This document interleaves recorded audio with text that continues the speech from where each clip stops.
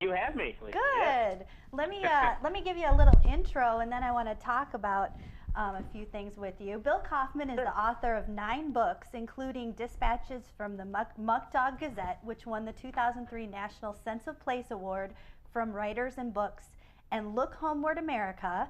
Do I think I might have that one? Yes, I have that one. Which won the American Library Association, which the American Library Association named one of the best books of 2006. He writes frequently for the Wall Street Journal and the American Conservative, which I love. American Conservative magazine, it's awesome. And he lives in his native Genesee County, New York, with his family.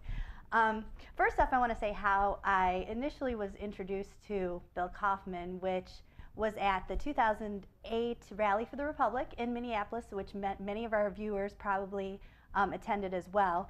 He gave a great, resounding speech there, which I believe was about, which talked about this book, Ain't My America, if I'm not mistaken. Am I right, Bill? Yeah, you are, Lisa. That was a that was an extraordinary event.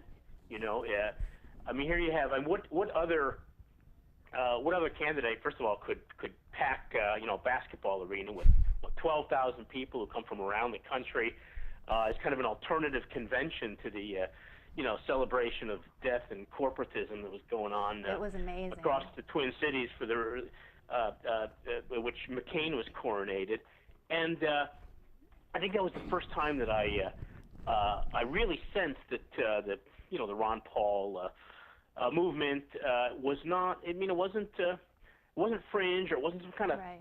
passing fad, but clearly there were the makings of a large and optimistic, infectiously enthusiastic attempt to restore liberty in this country. And it was, I was blown away. I remember sitting, or I was in the green room or wherever the heck they call it, before I went on, and I inserted a few jokes into my talk, and I was thinking, man, if these bomb, I'm going to know the sound of 12,000 people Yeah. not laugh.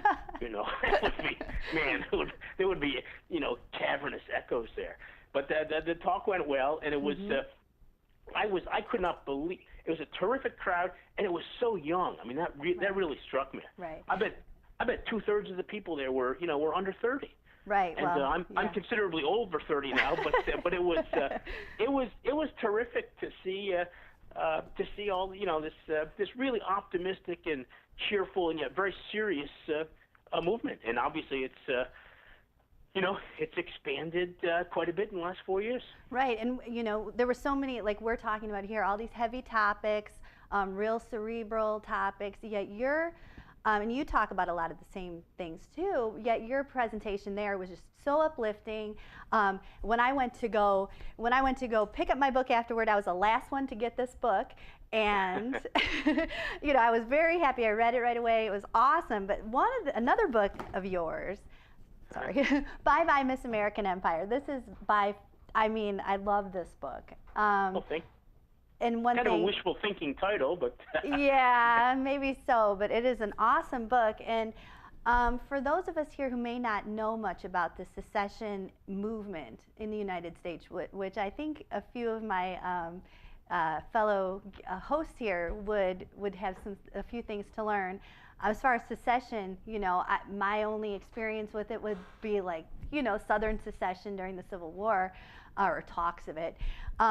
But all the great, movements throughout history, from Hawaii to upstate New York, Northern California. Could you go into that a little bit, just maybe as you learned about all the different the movements throughout? Sure. Yeah. I mean, it's in a lot of ways the book is an episodic look at American opposition to expansion and to bigness, in the sense that we need to that political power works best, can really only work when it's brought back home as close to the people as possible.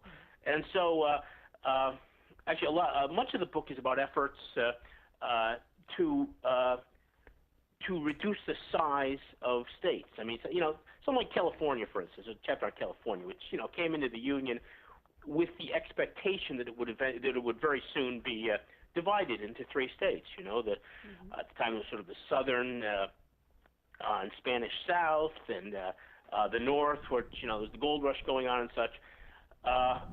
and that, in fact, there were bills in Congress that were, the state was very close to being divided, and all of a sudden the Civil War comes, and any, the word secession, as you say, acquires a very bad odor. Yeah. And yet the idea of, that was a secession for a bad reason, but, in the case of California, they're not talking about separating from the Union, they're talking about dividing the state into more manageable pieces. I mean, now, 35 million people governed from a city, which is located 400 miles from the population base. I mean, it's completely unmanageable. And obviously, the kindergarten cop, the recent governor did nothing to, oh my God, to send power back to the localities. But and anyway, so there's this, and there's also a look at places like Alaska and Hawaii, which the very fact that they were admitted to statehood, I mean, they were basically projects of the Cold War. That's the only reason they're in the Union.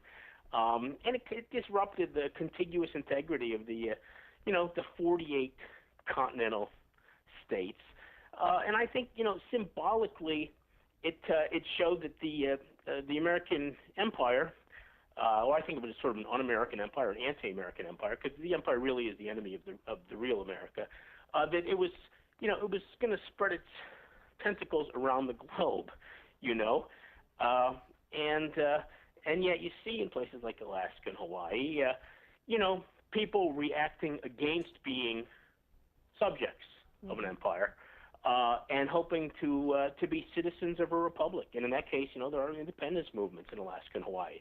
In fact, that last phrase, "subjects of the empire," to me is to me it kind of explains in part a lot of the Ron Paul movement. I mean, when we were a republic, there was a sense that each citizen mattered. I mean, everyone had a role to play, something to contribute. And if you didn't want to contribute, if you just want to be left alone, that was all right too. You had the right to be left alone in America. Today, under the American empire, Washington D.C. looks at us out here in the hinterlands and the provinces. Our job basically is to pay taxes and shut the hell up. Dick Cheney famously said when he was vice president, a newsman asked him, what do you have to say to the fact that a majority of Americans want the boys home from Iraq? Right. And his response was, so what? Well, and we're going to have to wrap up in here in just a couple seconds, but I want to say sometimes the whole talk of secession, it can be just bring negative, there's a negative connotation there, but really I think how we need to look at it as a positive movement that supports the unique cultures all around America, and that's, I think that's sure, and it doesn't have to be. I mean, I'm not particularly a secessionist myself. I examine this in the book, but what I really am is a localist. I mean, this country, it's not one monolith. It's made up of 1,001 little places, individuated places with their own personalities and accents and characters. That's right. And this gets wiped out. It gets homogenized when all power is at the center. Right. Political power in D.C., economic power in Wall Street.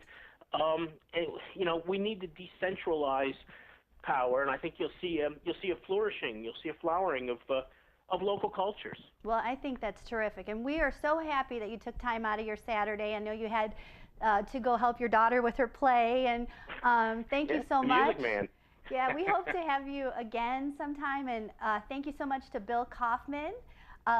Check him out in American Conservative Magazine and many other places. Thank you, Bill. Thank you. Good luck.